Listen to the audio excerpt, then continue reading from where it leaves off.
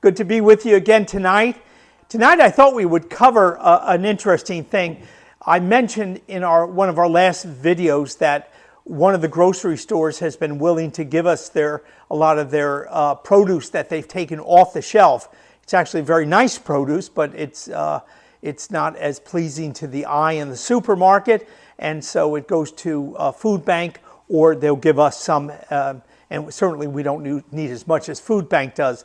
But I want to show you how we grind that up, and then we're going to take you and show you that after it's ground, we let it sit for 3 days, and then how we mix it, and then how we feed it to on our worm bins and on our 60 worm bins in the rack. But we do also the same process.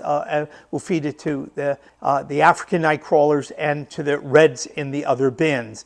We won't be able to show you a lot of bins because today was a day where I did a lot of feeding already and a lot of stirring up just to see what was down there. So I've really agitated all my bins today.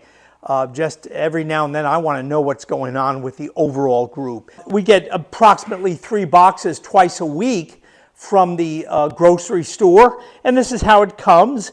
And then we take that and we bring it over to the sink and we cut it up. Come on over here. And so I take it over to this section here and I cut it up a little bit because food processor or the garbage disposal does not like to handle that much stuff all at once. So we cut it up. All right, so we're ready to go. We're going to turn on the garbage disposal and move things aside, and we'll just start putting it down, and I just pop it through. I go fairly quickly, but I don't want to go too quick, and it goes right down there. Every now and then I'll throw a little water in just to keep it flowing real good. But today we have cucumbers and a lot of green peppers, and the worms love both of those. We have a few coffee grinds with this one also. And so we'll just grind away, and again, we'll just put a little water in to keep it from clogging, and it will give us this. And so I'm not going to belabor this, but when this gets filled, what we'll do then is we strain it and we put it into a bucket and we let it sit for about 3 days. And I want to take you over to where we're going to mix it and get it ready for the actual feeding of the worm bins. So now this is about 3 days old.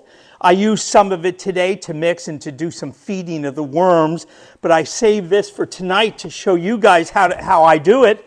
And I'll just take all that, and we had 10 gallons of it this morning that we mixed and fed everybody with.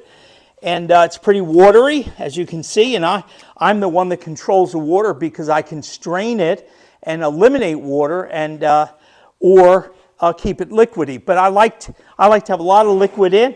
So we have all the vegetables that came from the garbage disposal.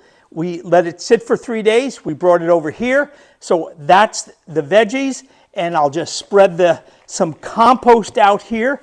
And this is a rough compost. I didn't sift the compost. And then we'll just start to mix it. The compost is not real wet. Every time I use it, I have to use water with it. But we want to get it a lot drier than that before we feed it. And we'll put another one in and just mix this up. What we're doing now is what we want to do is, as we feed the worms, we want to make sure that they get a good combination of carbon and a good combination of nitrogen. We're going to be putting it into the bins a little wet, so now that the warmer weather is coming also, and they're drying out a lot faster because of the warmer weather, the moisture, we're just adding moisture to every bin as we feed it.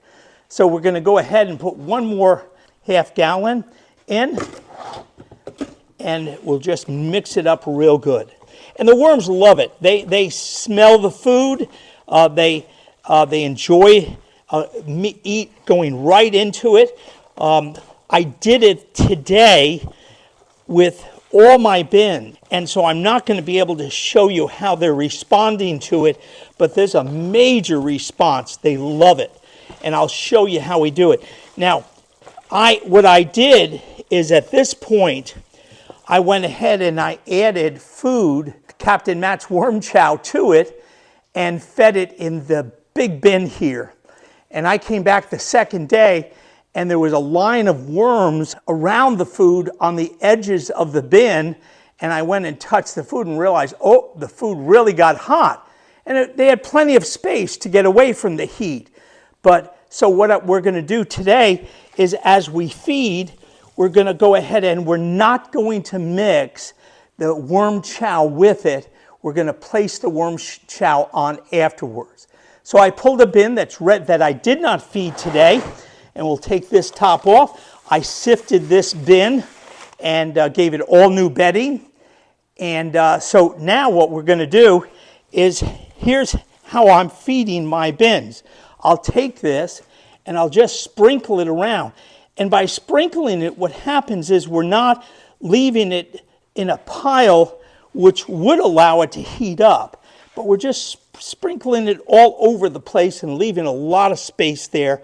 And then I'll take the worm chow and just sprinkle it on the top, so there's a separation there. There's not going to be a lot of heat created the way we're doing it. Because the worm chow is so dry, I'll just go ahead and give it a spray of water. And I'm putting, at this time of the year, and the number of worms are in here, I'm putting a little more molasses than normal.